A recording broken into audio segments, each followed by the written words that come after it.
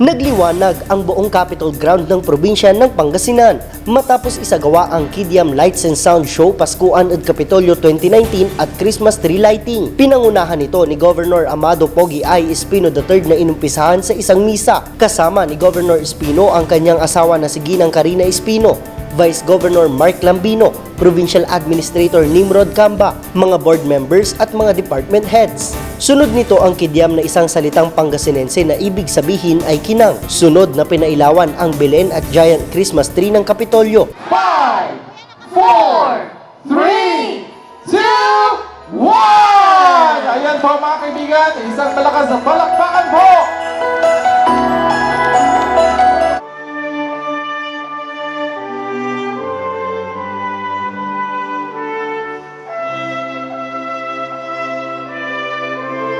Ito pong Paskuhan at Kapitolyo ay handog po namin sa inyo kada taon. Sana po, alagaan po natin, sabi nga po ni Father Fidelis kanina, alagaan po natin ang pagmamahal dahil ito pong mga pinagpaguran ng ating mga empleyado sa bawat departamento, what the buildings na common agagig. Sana po alagaan natin para ma-enjoy din po ng mga susunod na mga bibisita at lahat po ng mga kababayan natin. Muli po sa inyo lahat, kasama ng mga opisyales na narito po ngayon, iray empleyado na Kapitolyo, and of course, iray pamilya mi. Binabati po namin kayo ng advance Merry Christmas and advance Happy New Year. Nag-perform din ang Grand Champion ng Takayan na Dayo 2019 na si Renzo Robosa at ang The Voice Kids Season 4 Grand Champion Vanjos Bayaban, kung saan kinanta niya ang My Love Will See You Through na kanyang inawit sa blind audition.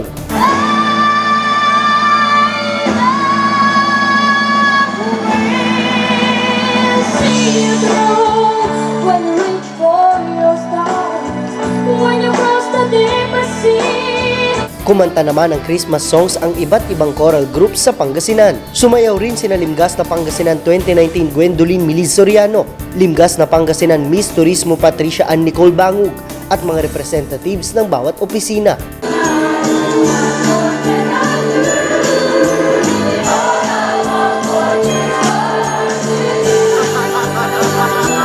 Maaaring masilayan ang kidyam, Belen at giant Christmas tree tuwing gabi sa harap ng Capitol Building at mga iba't ibang gusali sa Capitol Complex na may kanya-kanyang display sa temang cities around the world. Ito ay bahagi ng pamasko ni Governor Espino at ng buong provincial government para sa mga Pangasinense. Para sa Capitol News TV, Edward Quinto.